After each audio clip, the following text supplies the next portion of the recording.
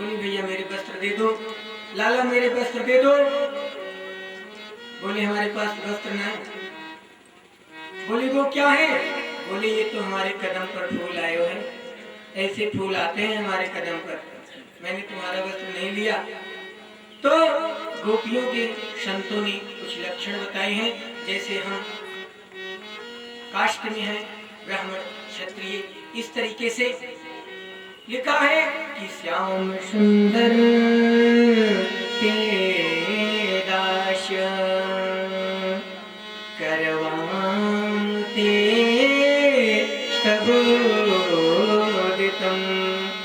देहि वाशांसि धर्माज्ञा न चेदरागे ब्रुवामहे। कन्हैया मैं आपकी दासी हूँ, जो आप कहोगे सो मैं करूंगी, लेकिन आप मेरे वस्त्रन को दे दे लाला, नहीं तो मैं शिकायत कर देंगे, हम शिकायत कर देंगे जाकर के। कहते हैं जो बिल्कुल निम्न स्वभाव की गोपी है वो कहती है कि आप मेरे वस्त्रन को दे दो लाला, जो कुछ आप कहोगी मैं करूंगी, आपकी दासी की तरह रहूंगी। लेकिन जो वैश्य स्वभाव की है वो बिल्कुल प्रेम से याचना करती हैं कि लाला मेरे वस्त्र को दे दे, तो मुझे परेशान ना कर भैया। वैश्य स्वभाव बहुत अच्छा होता है। कहते हैं कोई मेरे से कह रहा था वैश्य लोग जो होते हैं ये झगड़ा नहीं करते, अदालत में इनके मुकदमे बहुत कम मिलते हैं, जहाँ झगड़ा कम होती है वहाँ लक्ष्मी वास करती है, यही सत्य है। इसीलिए वैश्य धनी ज्यादा होते हैं, हम आप समझ नहीं पाते हैं, तो ये बड़े विनम्र होते हैं, झगड़ा नहीं करते हैं, इनका मामला बहुत कम ही अदालत में मिलता है, बहुत आसानी से अपना कार्य कर ली जाती है। तो और जो क्षत्रिय स्वभाव की है, बता दे रही एक बात, दे दो मेरे वस्त्र को, वरना राजा शिकायत कर देंगी, मैं दंड दिलवाऊंगी। इस तरीके से अपने अपने मत को पेश कर रही हैं। लाला ने कहा तुमने वरुण देवता का अपमान किया है, सूर्य देवता का अपमान किया है, वैसे चली आओ और अपने वस्त्र को ले जाओ।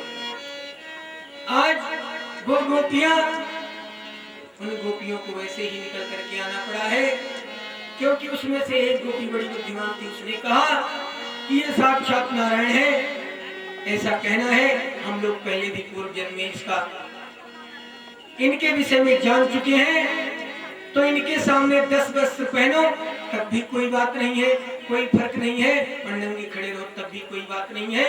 इसलिए बाहर ही चली आई, नमन किया, प्रभु ने उनका वस्त्र दे दिया।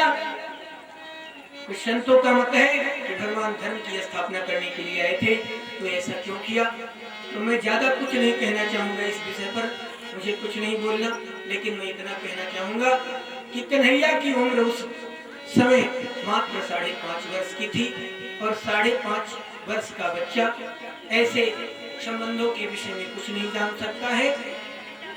और उन दिनों तो 10-10 वर्ष तक तो हम सब नंगे डोला करते थे, कोई कुछ जानते ही नहीं थे, तो वो तो 5 वर्ष के थे, ज्यादा कुछ नहीं कहना। आगे चलते हैं। इस प्रकार अविद्या रूपी वस्त्र का हरण करके भगवान गोपियों को सलाह दी, और कहते हैं कि ईश्वर सर्वभूतानां, प्राणी मात्र में ईश्वर वास करता है, सबके अंदर रहता है। आज लाला ने कहा मैया जो थी वो भोग बना रही थी महाराज इंद्र की पूजा करने के लिए। लाला गए, बाबा से बोले बाबा ये भोग किसके बन रहे हैं। बाबा ने कहा जाकर के अपनी मैया से पूछ लो। मैया के पास गए हैं, मैया से बोले मुझे कुछ खाने को दे दो। मैया ने कहा नहीं अभी नहीं लाला, ये हमारे इंद्रदेव की पूजा हो रही है, और इंद्रदेव की जब तक भगवान की पूजा न हो जाए बच्चों को रसोई घर में नहीं आना चाहिए। तुम दूर दूर दूर लाला दूर बैठो। ये गोविंद ने कहा हमसे बड़ा कौन, भगवान आ गया है। जाकर के भगवान से पूछने लगे हरे कृष्ण जाकर के बाबा से पूछने लगे बाबा ये किसका भोग बनना है। बोले भैया लाला इंद्र भगवान बारिश करते हैं, हमारी फसल होती है, बहुत रक्षा करते हैं, उसी से हम लोग अपना जीवन यापन करते हैं। आज उन्हीं की पूजा करने के लिए हम व्यंजन बना रहे हैं, 56 प्रकार के भोग लगा रहे हैं। भगवान ने कहा कि दैवं निहत्य कुरु पौरुषमात्मशक्त्या यतने कृता यतिं सिद्धपौत्र दोषः। भाग्य को कभी मत मानो, क्योंकि भाग्य की चिड़िया कुछ अलग होती है। आज का शुभ कर्म ही कल शुभ भाग्य बनता है। आज आप अच्छा कर्म करेंगे तो कल उसका परिणाम अवश्य आएगा। बुरा कर्म करोगे तो आज ही भोग लोगे। क्या तुरंत परिणाम मिलता है? ये कलयुग है, यहाँ ये नहीं देखना है कि ऊपर जाएंगे तो भोगना पड़ेगा, ना कदापि नहीं।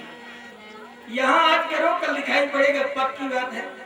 इसलिए संभाल कर रहना है। और उनकी सहायता जो कर्म योगी नहीं होते हैं उनकी सहायता भगवान भी नहीं करते हैं। कर्म प्रधान विश्व रचिराखा जो जस करे सो तस फल चाखा, ऐसा कहा गया है। भगवान ने कहा कि आप हमारे गोवर्धन महाराज की पूजा करो, वो आपकी रक्षा करेंगे। इंद्र कौन होते हैं? इस प्रकार से जब तमाम बातें गोपाल ने समझाई हैं तो एक ब्रजवासी ने कहा देखो लाला देखने में छोटो लगे लेकिन बुद्धि का बड़ा मोटा है, बड़ा तीखा है? इतनी अच्छी बातें बताई हम सभी को। अब सभी लोग जा रहे हैं। आज 56 प्रकार के भोग बने हैं, व्यंजन बने हैं। गोवर्धन की तरफ सब जा रहे हैं, बैलगाड़ी पर सजा करके। शांडिल मुनि को भी साथ में ले लिए हैं। गोविंद आज शांडिल मुनि के अंदर प्रवेश कर गए हैं, पहुंचे हैं। और 7 कोष में गिरिराज जी महाराज हैं। इसको तो हटा के वहाँ रख रहे हैं ना, खोलना। जरा आप सुनेंगे कौन कौन सा हटा भोग बनाया है आज ब्रजवासियों ने। कि खुरचन है, खीर है, सब सामग्री लेकर के गिरिराज आज भोग में सजाई है। इतने प्रकार के व्यंजन बनाए लेकर के पहुंचे हैं। अन्नकूट भी बना है। कन्हैया बोले पूजा करो भैया। ब्रजवासी बोले कैसे करूं? बोले पहले इनको स्नान कराओ। आइए हम सभी भी गीत गाते हुए गिरिराज भगवान की तरफ चलते हैं और